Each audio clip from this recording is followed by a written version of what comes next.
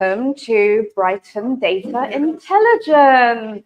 This is a little bit of an unusual one for me. You're probably all sitting here thinking, oh, you don't really look like Jeremy. You're 1 inch taller, slightly more hair. Those are the main differences, obviously. I usually actually do the ones in Manchester, Bristol, but tonight I'm here in our home city instead, which is really lovely. So welcome. It's very wonderful to see you. So that's me. We have a photo on there just in case you can't work out that it's me. And then our lovely Sophie was going to be here tonight as well, but unfortunately cannot, because she will see you at the next one in September. You will not see me. It is on my birthday. I'm absolutely not going to be here, I'm afraid. Yes, I know. You'll have to be disappointed. But just some very quick housekeeping before we begin. We are live streaming tonight by the wonderful Cam in the corner. So if any of you do not want to be on the live stream, please just pop over to Cam and have a chat in the break, not right now, or pop your hand up and he'll come see you. We also are going to have 2 wonderful speakers tonight. One of them I've heard is absolutely bloody excellent, and then the other one is also great. So please just save your questions for the highlighted question breaks. Nobody loves to be shouted at while they are speaking, or I don't, do you? Okay. So please just keep your questions in the highlighted question breaks. There'll be lots of time to network and ask when you need to. And if you've had a nice time tonight and you're taking lots of pictures, because I've seen a few of you with your phones out, taking some snaps already, then please do share it online with #DataCoveNetwork. We're very active online and we would love to see what you've been getting up to. I'll leave that up there for a couple of seconds. We do also have our link tree on there as well. So if you want to find out more about what we do, find our socials and interact too. Every single link you could possibly ever need will be on that QR code and you will see it everywhere tonight. So today's agenda, we've obviously started off with a little bit of networking and we're doing the introductions now. You've then got more of me, sorry. And then you've got a break. We've got our lovely Alistair later, who will give you something probably more insightful than I. And then we'll continue networking at the Dorset pub, which I'm hoping you guys know where that is. Lovely. Everyone knows where their local pub is, right? Great.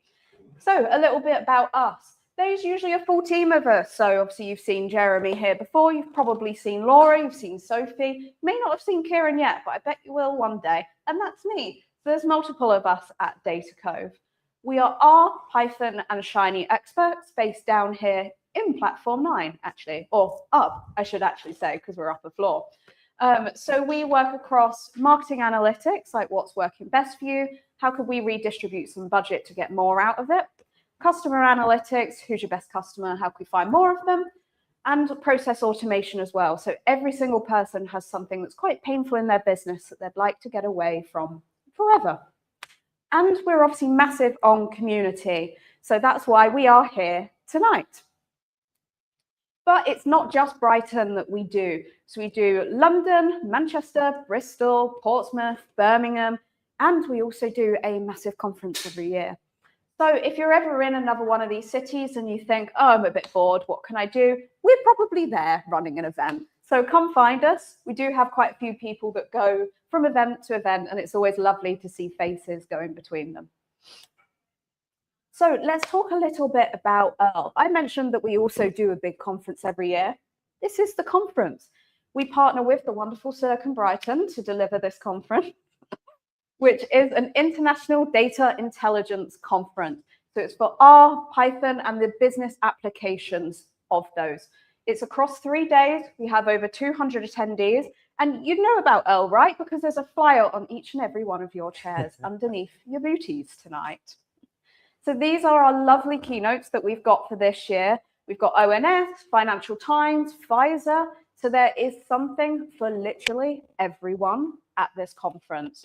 We've also got workshops from Unify, Domino's, who we've got the food from tonight, City and Guild, and Amazon as well. So wherever you are in your career, whether you're starting out, whether you've got to the point where you're quite mature and senior now, there is a workshop that will help you get to where you want to go. And we've also just announced a panel. We're very excited to be talking about leadership bravery in the age of digital overload, something that we all need now, especially with AI. So we've just announced our 2 members on the panel from Tillo and British Red Cross, and we'll be very excited to be announcing the 3rd one very soon. So you'll have to keep in contact with us on LinkedIn. And there's plenty of networking opportunities. So if that's something that you are quite interested in as an individual, small company, even a large company, then we have got a networking lunch on the 6th of October, which is on the Tuesday. And then we've also got an evening event at the Brighton Pier on the 7th of October, which is the Wednesday after our traditional talks. And we would love to see you guys there. So to make that possible, we do have a cheeky discount code for you tonight. So if you're feeling a little bit snazzy and you fancy your 10% off, please do get in touch. We do also do discount codes for businesses if you work for charities or government. So please come and chat to us and I'll see what I can do. I will leave that up for 2 seconds while people are taking some cheeky pictures. And hopefully they're flattering ones of me too if I'm in them. If not, I'm not going to be happy with you guys. But other than that, I'd like to say a humongous thank you to our venue sponsor for tonight, because without them, it wouldn't be possible. So if we can have a massive round of applause for the fabulous Andy coming to the front. Thank you, Abby. And welcome everyone here to Platform 9. As Abby said, she's on floor 6. I am. Cam's on floor 8 now. He's still on 6. Oh, who knows? I have no idea where everyone is. But no, just welcome to Platform 9. What I will say is there will be no fire drill or no fire alarm going off today. If there did, we would just fly outside, follow me, follow Cam, follow Abby. We'll be straight out the door. If you need the toilet at any time, just back through where you came. Ladies are on the left and the gents are on the right. So I'm from Barclays Eagle Labs. So many of you probably here have heard my little spiel before. You know, we are a business incubator. We want to help businesses to grow and scale. One of the things that we do is we offer mentoring, accelerator programs, but also the other thing that we love to do is to support local businesses. Hence, we're here today to support this event with Abby. If anyone wants to know any more information, I'm here, I'm about. The QR code is on our banner. Come and have a chat and let's see what we can do to help and support you. Thank you very much. I believe that Abby has volunteered to be my clicker. What else have we got? Oh, this is me. My name's Cameron and I work for Silicon Brighton, which is a digital networking community in Brighton Hove. Can I go next slide, please? And we're the hosts of the Brighton's digital tech sector. So that's all of these different groups that we support. We host loads of free to attend meetups, just like the Brighton Data. Oh, quick, are we? All right, Brighton Data Intelligence. These are all of our supporters as well, which we're very, very grateful for. All local businesses, a lot of them based in Platform 9 as well and part of the local ecosystem. If you scroll back to the last slide, please. We've also got agent builders and also Brighton Data Forum happening next week here again, with Brighton Data Forum happening on the Wednesday and then Agent Builders happening on the Thursday. So I think if you're data and Brighton, that'll work for you. Double next, thank you to all of our sponsors as well, fantastic local companies, especially James Chase, who are also in the building. And this is Evolve, which is our conference. So how many hands, how many people attended Evolve this year? Oh, fabulous. So it's shaping tomorrow, but about 3 weeks ago.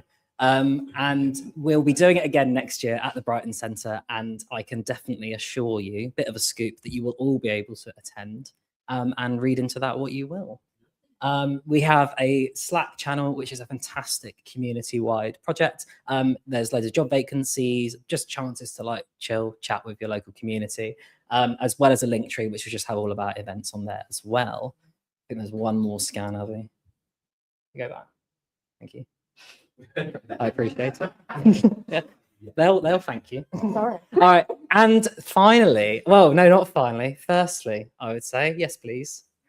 I would like to introduce Abby Brooks, who will be taking us through the future of marketing measurement isn't better attribution, it's less attribution. I look forward to hearing her takes. Thank you. Yeah, in an ideal world, one, I'm not a clicker, firstly. We usually have a clicker, but Jeremy keeps losing all of them and breaks them in like literally 2 minutes. So we have none, and this is now the clicker. And secondly, we usually have a host and obviously a speaker. So Cam has very helpfully been quite flexible and introduced me very kindly. So I'm going to give you a little bit of a lightning talk about marketing. How many of you guys are interested in marketing in the room? It's okay, you can insult me. All right, a few of you, that's fine, I can work with it. It's been worse before, so I'll take it. So we're going to talk a little bit about marketing attribution. Do any of you guys know anything about marketing attribution? Just so I know how to pitch this. Okay, a couple of you. We'll do a mixed bag. So it's not going to be heavily technical. All of you will probably be glad to hear if you're not interested in marketing, but it will hopefully introduce you to the idea and you'll walk out saying that you're now interested in marketing. And if you don't, just don't tell me, all right? So here's the title. The future of marketing measurement isn't better attribution, it's less. And I'm going to tell you why. So let's talk a little bit about who I am first. I started originally as a data analyst with a degree in psychology and statistics. And through psychology, I became quite interested in consumer behavior. And that led me on to moving into a data analyst role where I could work in marketing with clients that were interested in that field. I then, a few years down the line, have now become the lead data scientist here at Data Cove, which was exceptionally exciting. It was only about 2 weeks ago, so it's quite fresh. Thank you. Thank you, guys. And along the route somewhere, I won an IPA award. No, not the ones that you have in your hands. I know, Institute of Practitioners in Advertising Bronze Award for multiple MMMs that myself and Jeremy down there built for our client Zero. So that's the angle that I'm going to be talking from today. So let's begin with decision making in marketing, right? We need to set the scene and talk about why does attribution even matter? Because not all of us will start on the same playing field. So why do people purchase things? Is it your marketing channels?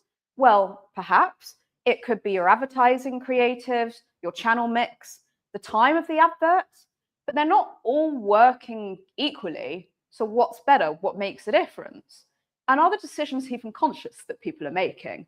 We're probably not going to remember all of the adverts that we've ever seen. So if you ask somebody, why have you purchased today? It's probably not going to help entirely. It will prime our likelihood to favor things, but we may not remember why it has, we just do. And how quickly do we even decide to purchase something? Well, not every decision is instant. Purchases can be quite considered. Like, you know, I'm not going to buy a car in a few days. I bought one a year ago, so I probably won't need one for a really long time. And it's the same as like tech, isn't it? You probably don't need a new phone right now. So how long is that actually going to take for you to make that decision? And what about the environment? Because marketing doesn't occur in a vacuum. Multiple factors affect decisions: inflations, offers, policies, new prime minister. So what is actually making a difference at all? It's hard to pick apart, but it's important because attribution defines your success. It's an attribution model that is like a rule book to credit how your success is working in business. It will influence your budget allocation. So if your model is saying that paid search, PPC, is driving most of your sales, you're going to put more money into that. But what if that's not entirely true? You're going to change stakeholder behavior, and they're going to optimize something that possibly isn't the most useful. They probably won't be very happy with you if that's the case. So an attribution model that we're choosing is very important. And there's many short-term answers on what is right. It's all just a different perspective. And these are some of the models that people use in digital attribution to try and decide what is right. So we've got first click, last click, linear, time decay, position-based. And how do we know which one of these actually is better suited? Because you'll see all of these reported by different people. So I want to ask you guys to put your hands up and tell me which one of these you think is going to be better suited to explain in marketing, okay? Do you think it will be first click that will be more important for whether you buy something or not? Okay. Last? Okay. Linear, time decay,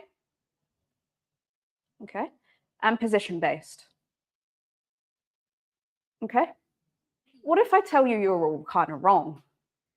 Because we always end up getting a different story from each of it. And every single one of these models has some sort of bias put into it, right? You're all sitting here telling me a different opinion. So you can see that there's a different bias to it.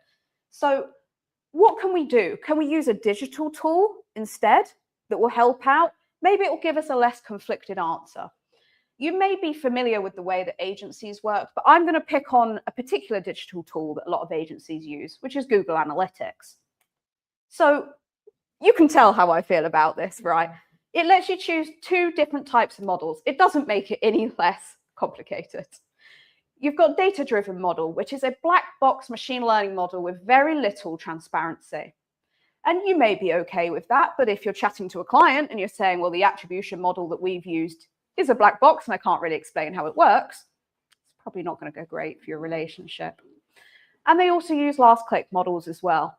And do we really think that the last thing that we saw in advertising was the only important thing? If you remove everything that you've seen and just leave the last, are people still going to make the same purchases?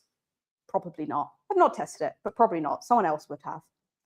We've also seen on Google Analytics that the attribution window only goes back by 90 days. We know that that's not too helpful. If we're talking about things like tech or cars, the decision window is going to be a lot longer than 90 days. So it's not a very wholesome way to look at attribution. It also misses other things as well. They're only digital tools. So all of the ones that you saw on the last screen, all of the ones here are digital attribution tools. But one of the most expensive forms of media is offline. So it's your TV advertisement, it's your radio, it's your pamphlets that you're sending out. And if those are not in your attribution model, they're probably going to overestimate your digital. So how can we find something that's a lot more holistic? Because the average companies that you will see with marketing have multiple agencies. You're going to have somebody buying TV, radio, then you'll have someone else buying digital, you'll have somebody else buying magazine features, and then somebody else building roundabout data for you as well. There will be so many different agencies that you work with, all giving you a different answer to how well something is working using different types of models. And we can't really compare the apples and the oranges. So what if they're just using the first click? What if they're just using the last click? We need to somehow find a way that we can use less attribution that's actually more holistic. So let's see, how can we use less? We need to bring all of the sources of spend and activity across a landscape into one place and give us that one single source of truth. It's our favorite term, right, in data. We need to use longer term conversion methods because these short terms aren't helpful, that allows you to reflect the real world of purchasing. We need easier and non-biased decision making as well so that it's efficient for us. So what's the answer? Econometric modeling is the answer. You may have heard of it as media mix model, marketing mix model, MMMs. There's multiple different terms that people use. It measures the long-term impact of all media and non-media on a specific business KPI. It gives you more holistic answers to questions as well, like competitor impact, which we didn't have previously, external variables like policies, strikes. It gives you that online and offline mix in the same model, plus diminishing returns calculations and many other things.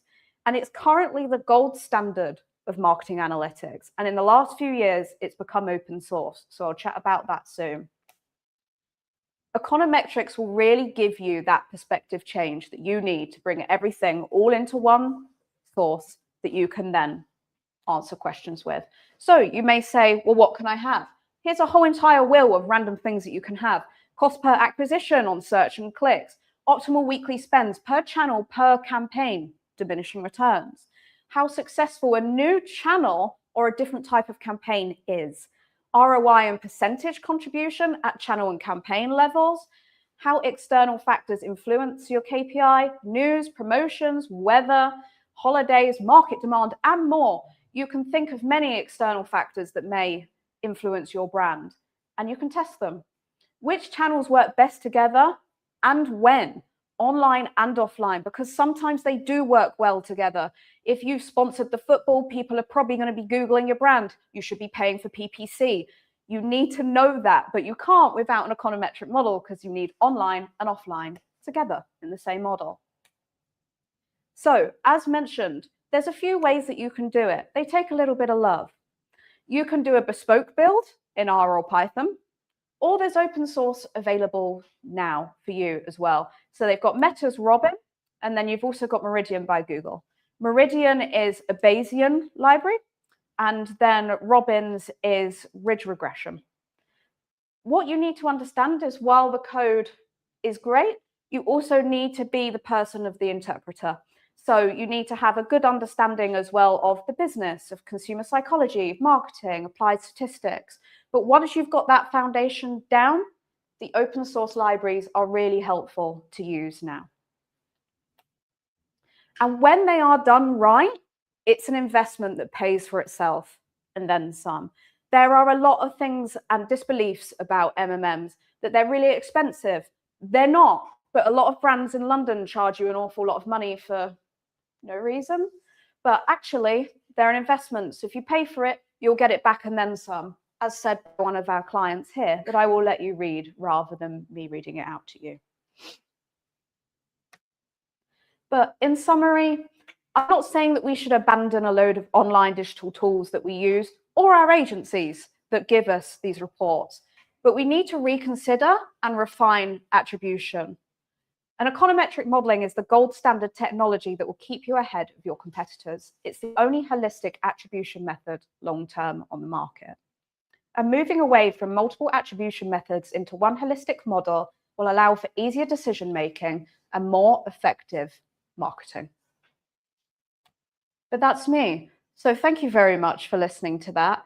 If you'd like to connect with me on LinkedIn, it's there. If you'd like to just follow me around and ask me questions after the break, because I now need to do a tech change, you are more than welcome to do that. I'll be here all evening. So thank you so much for your time.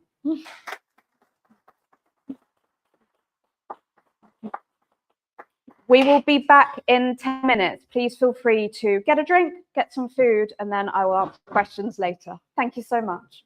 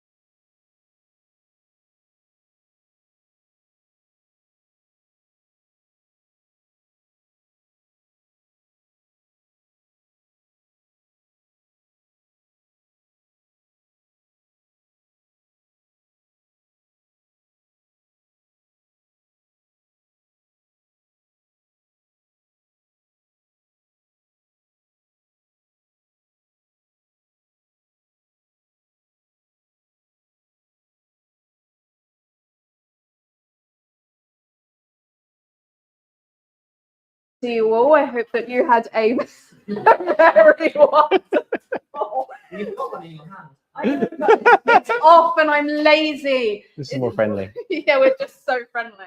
We certainly didn't meet approximately an hour ago when you walked in. So without further ado, so that we don't have to stand like this for too long, I'm very pleased to welcome Alistair tonight. Fantastic. Thank you very much. Yeah, so I'm going to talk to you a presentation around using LLMs to bootstrap interactive company class at scale. That probably means nothing at the moment, but hopefully will mean something by the end of the presentation, if that makes sense. So first of all, introduce myself. I'm currently CTO of a company called GoodFit. In my previous kind of many moons ago, I've got a PhD in statistical computer science, like speech recognition before it was a solved problem by the companies such as Google. And also this is like old-fashioned computer statistical stuff. This is before this linear algebra, before deep learning was a thing. So basically I'm a dinosaur. So everything I'm going to tell you later is out of date, but we're gonna learn it as we go. In the kind of more modern career, I've been involved in like B2B SaaS for a long time. Basically, I've been involved with a few companies. Most notably a company called Metro. Like it was a great privilege to found it and work out to like 250 people in kind of Series C. But I really enjoy that kind of early stage in businesses and like going back and like finding the product market fit kind of thing. I've also done like various kind of consultancy gigs and stuff like that, including one for BBC, trying to make you, when you watch something on iPlayer, you see the trailer for the thing you're about to watch. We tried to stop that, we failed, but that's another story we can talk about later, and various other things basically. But what the company I work for, GoodFit, what do we do? So we work with other B2B companies, B2B SaaS companies mostly, and try to understand who their kind of markets are. So I understand that they've got like a total addressable market or an ideal customer profile. We try to find those people in the universe, in the world, and kind of understand and prioritize who's most likely to convert at a particular point in time, kind of signals and stuff like that. So it's all about kind of like, if you work with us, we can help them understand like, this is the list of people who you can sell to. And these are the list of people you're more likely to sell to right now. So you can kind of move your marketing spend, your kind of sales spend around to be more effective, effectively. But how we do it is that like, there's lots of companies that sell you kind of data sets that are kind of universal, like firmographics data sets, LinkedIn data sets, all the same thing, everything else. But we actually go to the source of the company. So we track about 30 million companies. We crawl their sites to understand what's going on, like what their jobs are, what their team is, what their products are. So overall, we track about 100 million websites. And like to give you an example of one of our data sources, there's like 1 billion odd job ads in there, for example. So every time someone places a job ad, we record it. This company is looking for this role. These technologies are mentioned, this kind of stuff. And it gives an indication about where they're investing, what kind of tools they're using, that kind of stuff as well. So we've got a big crawling infrastructure. We crawl millions of pages a day. And that's kind of one of the inputs into what I'm going to talk to you about in a second. But like, yeah, we use lots of data, like technologies, funding, finance, that kind of stuff. But to give you an idea of the kind of depth of thing that we can answer, like we once had a prospect who was like in the US, like they sold avocado insurance. You can buy, if you like use a lot of avocados in your products, you can buy insurance against a bad crop. It's like hedging more or less. They're like selling. It's like, who in the US might be wanting to sell avocados? But we could answer it because we had this kind of data set of like all of a kind of like different types of companies and like called their sites, ingredients pages, and we could give them more data than they had before. But it's an example of the kind of things we do.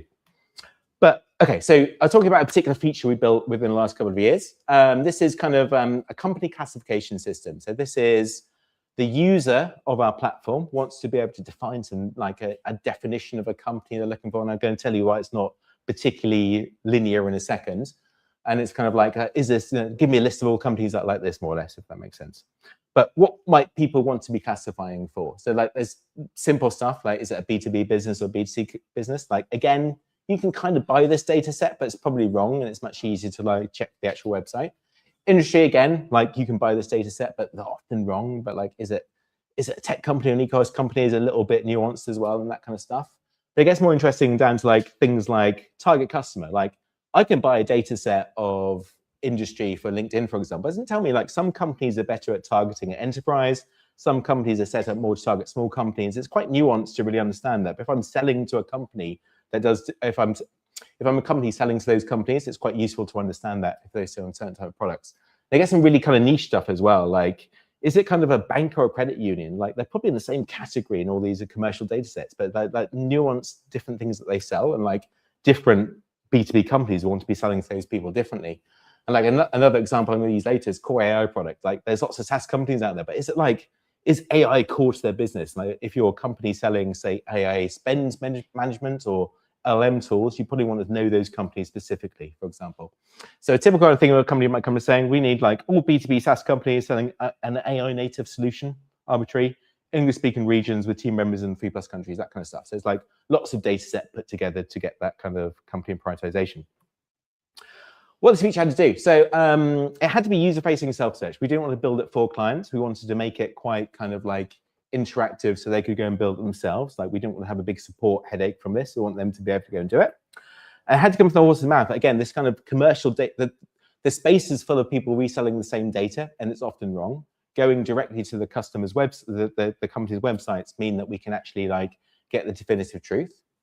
It couldn't take too long for our customers to set this stuff up. It couldn't take days. It couldn't take hours. It'd be like we set ourselves an internal target of like less than an hour to build one of these models and evaluate it. But we'll talk about that in a second.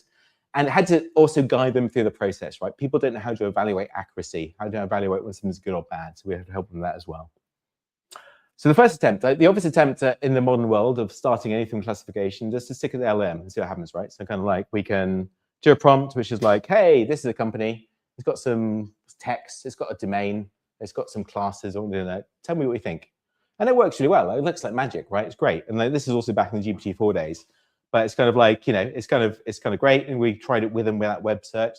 The with web search advantage is that it can go and do more research if you haven't provided the right context. But that's basically a cost and speed optimization question more than anything else. And it seemed to work really well. But the problem is, things like back in the GPT-4 days, like you could like evolve this model, you'd change it, you'd add more rules to it. But like you'd be in a situation where you add a rule and all the previous rules get thrown out, right? It's this kind of level of, you know, it's very, very brittle, the kind of thing that you're building. Also speed and cost, like, you know, we're running sort of that 30 million company database, right? It takes time and money to run this. It's like, if you get it wrong, it's going to cost again. Like we are paying for that because we're supplying the outcome. How can we optimize? It's also non-deterministic. Like you might ask the same question of the same company and you might get a different answer. And that's not great for users, right? They want a predictable kind of thing that kind of like, with the same company, unless they go and change the decisions, I want to give it the same output every single time, unless something about that company has changed. So we decided to, okay, let's go back to basic, go back to that kind of linear algebra kind of element that I said I was familiar with earlier, basically. What can we do there? And the most obvious kind of starting point is, let's do embeddings, SVMs, right? So like we are embedding the kind of the description of that company or the text of that company effectively, or some representation of that company. And we're putting it into a vector space and do some like SVMs or some other classifier you want to apply into different classes effectively, right? And yeah, so the kind of input, we're going to look at like different pages on the website. Could be the home page, which is typically a good description of what that business does. It could be like the legal page if you want to do something about legal kind of stuff. But basically, we embed it and pass it through this pipeline. What's kind of going on? So we have the crawled pages, which is kind of like we have this big crawling infrastructure I was talking about earlier. We already kind of embed those pages as well. Like we don't do any really advanced chunking, which is something we're actually looking at. But like broadly, the page, the content area of that page gets embedded into a single vector. We're using standard OpenAI. Again, there's different embedding models. Some do better in multilingual, not whatever.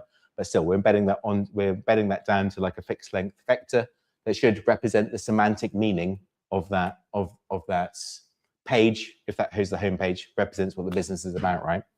Then we're building classifier. The user is going to be providing different labeled, human labeled examples. I'll talk about this in a second. And it goes to like, we chose an SVM classifier, pretty standard, but there are other ones out there. We get back like the labels and confidence across the million vectors. It's cheap and easy, right? Which I'll talk about in a second. Like here's a very simple code based on in detail, but we're basically doing grid search across a bunch of different parameters to get the best kind of vector machine that we can. And then we're persisting to S3 for something later. Simple. This is more here just to tell you how simple the kind of first prototype of this was. Classifying a chunk, so we have something I'll talk about later that exports all of our universe into S3 of like the domain and the vectors. We're having like a lambda function, which I'll talk about in a second, that iterates over those and applies the classification and stores the results somewhere. Super simple, nothing too hard to worry about so far. And this is great because it's deterministic, right? Like it's a vector-based machine, like with the same inputs, it should output the same outputs unless we go and change the model. it's cheap as well. Like this is dirt cheap, right? I can take a big matrix of stuff, I can stick it through my classifier, and I can come out some stuff the other end, and it's super simple. It's fast and it scales, right? So like we can apply this across the individual batch files that represent our entire market quite quickly, actually in tens of minutes, and classify the entire universe we're looking for. And yeah, it scales quite nicely, right? So that's good so far. I was going to talk to you briefly about the kind of user experience of this, then we'll come back onto the kind of data science bits, if that makes sense. So this is like what we built as the prototype. You can define the kind of different labels that you want to apply to your market, like in this case, AI native and not AI native, and there's a description of what makes each. You provide a few examples to bootstrap it yourself, like humans providing about 10 to 20 each, for example. Here's an example of like some AI native companies, like companies that wouldn't exist without AI as description, and companies that have AI as a product line, the second one. Then you go through multiple iterations, right? So the whole point is you go through like a multiple iterations of the model makes some predictions, you guide the model, you regrade stuff, and then it gets better each time because you're adding those examples to the training. Yeah. And then eventually when you're happy with the performance, we're happy with the accuracy against the things you've already graded, you deploy it, and it kind of gives you a little graph of like how it's changed over time. Deploy it, and again, like it's important for users to trust this, so hence we give them this kind of progression of performance over time. So this worked really well. Like it seems to be accurate, but the feedback we got was that it just takes too long. Like we have to provide high hundreds or thousands of examples to be accurate, like across a random sample.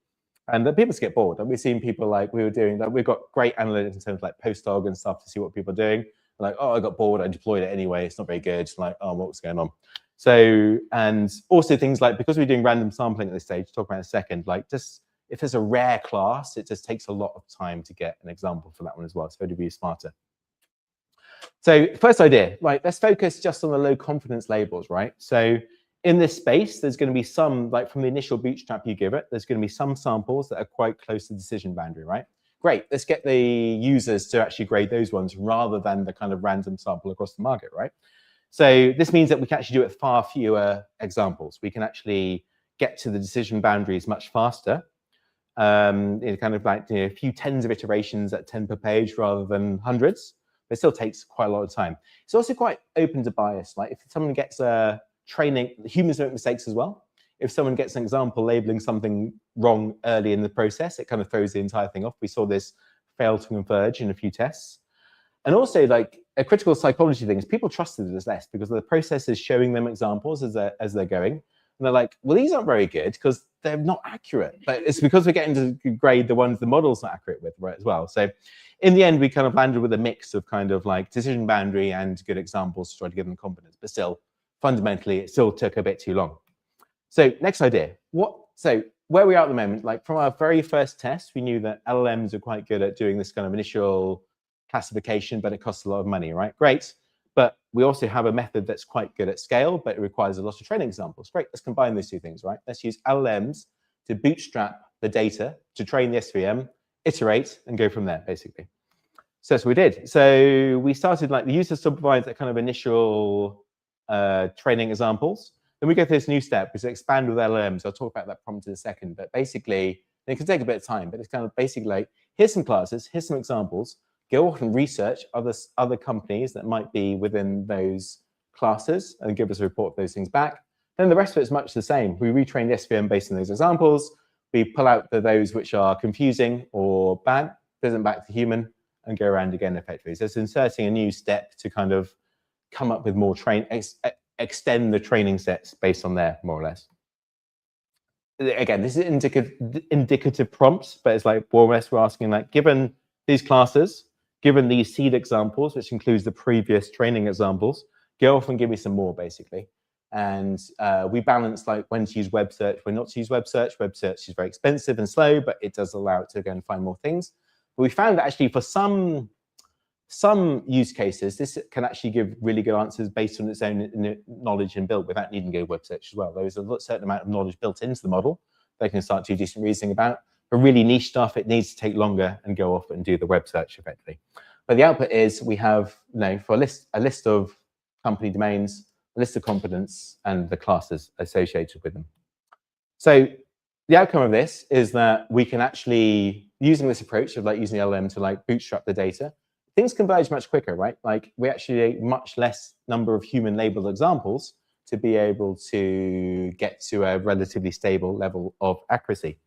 So, and again, we've gone down to like most of our use cases, it was like 5 rounds of iteration, which fits within our kind of our target. It's quite good. Like there are some niche edge cases that require more, but it seems to be pretty accurate. Also, what we observed, which was quite interesting, is based on the analytics, is people click the buttons to change the labels much less in later iterations anyway.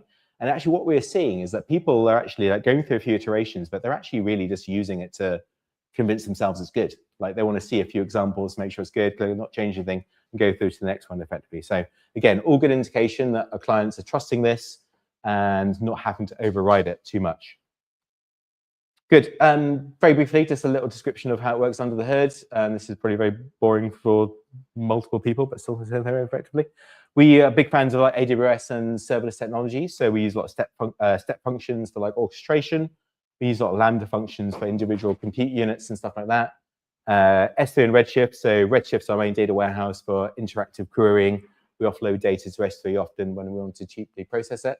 And the other point as well, because we're refreshing this data on a cadence, we do like an incremental path and the full path. So like daily, we'll run all the models through the embeddings that have changed in that day. And like if we're deploying a model from scratch, we'll do the full path across every record in our database effectively. How does it look? So we have kind of our training step function effectively. So I won't go into too much detail, but basically like the first kind of we start training, it's just a kind of a bit of a status thing. And then we go through, get those extended examples in LLM, call out to LLM. It's just a TypeScript function that does that.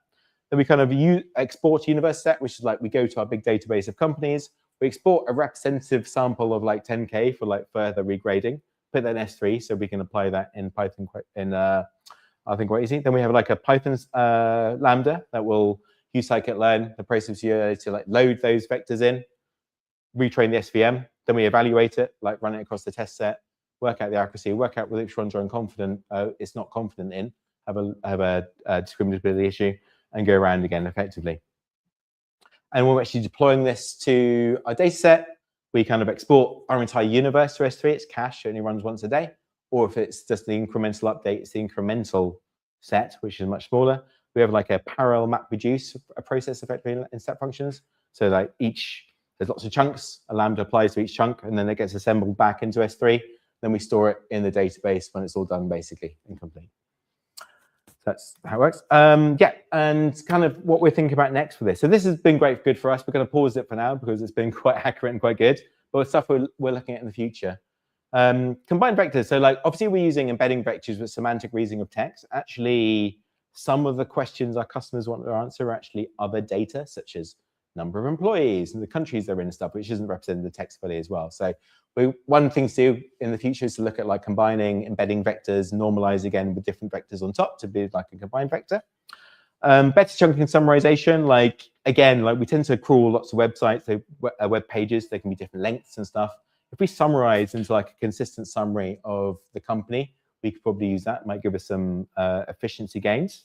And the other big one, which we've actually prototyped, but we haven't deployed yet, but this is quite interesting, is like ask the LLM if it wants to ask a question back to the user to get a clarifying answer, because like often you're supplying those initial kind of label descriptions, but sometimes there might be something confusing, something confusing for the model to actually answer. Like ask it to be able to ask you a question back to clarify, I think is an interesting approach. We've tried this in a few other tools and it's been quite interesting. So it'd be good to apply it as here. So yeah, that's everything. That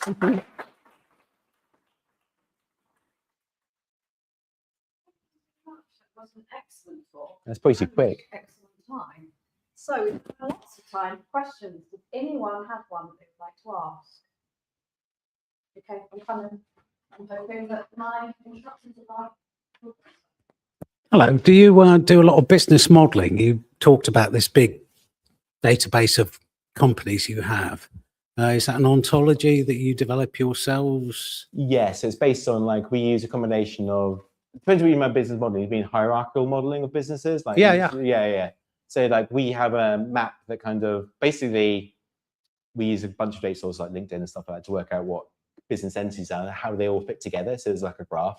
So you've got your archetypes, your business archetypes and models Yeah, and great models. relationships. It's hard. Like our main thing is the model, like the relationship between business entities and domains, because it all rolls back up, if that makes sense. Yeah. So like you might have a group company that involves multiple people underneath, and then they own multiple websites or vice versa, and how that all fits together. And you've had this for many years and you've bolted on the LLM.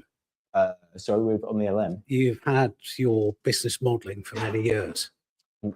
Yeah, so probably 3 years since we've been around. Yeah. Oh, Yeah. you're a young company. Yeah, we're a young company. Yeah. Thanks. Okay. Oh, does anyone else have any other questions they'd like to ask? Come in. Come. Thank you for your presentation. One question, because you said that making a call to the LLM with web search is more expensive. Yeah. But you also mentioned at the beginning that you are crawling like 30 million websites or companies, something like that. So was there a limitation why you couldn't use that information merge and use So it's actually something we talked about, because the key point about using the web search tools of like the commercial LLM vendors is the agent can then go and ask a question of those websites, like give me a different search. What we haven't developed internally is like the inverted index, the query engine to go and query our database. So like we can insert like the homepage or a particular page into the prompts. What we haven't built is like the real-time query back to like, oh, you want a different page? Okay, the agent go and ask that, right? So we still delegate to web search for that, which is expensive. So we actually haven't talked about that, of combining not only the different pages that we've called for the website, but also other firmographic and data around to allow the agents to have another turn to that. Actually, I want to know this about this. I think I need this data point or this web page to go and answer this question. So it's something we haven't done, but that would be a future piece of work, because I think it would actually unlock a lot. Okay. Yeah. Thank you. Thank you. We have time for one final question as well, if anybody would like to take that slot of honor. Oh my God, we may not have any takers. Oh, we do. Richard. Sorry, it's a bit of a performance type. So how long does it take you to curate all your data? All the data? Yeah, so you've got like 1 billion job vacancies or 100 million web pages, or I can't remember, sites or something. Yeah, like so a lot of that's like stuff that's been building up since we've been going, and like we're collecting this, if that makes sense. We try to refresh active records within 30 days, but like obviously job ads expire as well. Yeah. So like I think it's like 400 million that are active at any one time, because some job ads go on for a long time, if that makes sense. And in terms of companies and stuff like that, there's like 70 million in the overall universe that we're checking periodically to see if they're good enough to go into our 30 million. Actually, this is actually a real entity set. But we're actually crawling a wider set of like some key roles inside those companies as well, and it gets into hundreds of millions. So like, yeah, we are crawling. So how long does that job take to run? Oh, it's ongoing all the time. Like, it's like we have a scheduling system that's like pushing stuff in the queue all the time. So it's not like a job that starts and finishes. There's like we have multiple data sources. There's a job for each, just kind of checking like what needs to be scheduled next for this, because it's always changing as well, because like we might add new companies in that might be adding new companies to that queue effectively, and like they can go to the front as well. So we have like processes that run every hour to work out the hierarchy, the scheduling for the next hour that gets pushed off to S3 in 15 minutes, not S3, so SQS in kind of 15-minute increments to be prioritized. And then the process that goes off and collects that data and pulls it back in effectively. We do also have a daily job. We use DBT a lot to like do the final assembly of all the data together. That takes a few hours to run nightly, but it's been optimized quite a lot. We do a lot of flattening of the data at different things to make that work. Thank you. Cool. Thank you very much. If we could please have a massive round of applause. Thank you very much.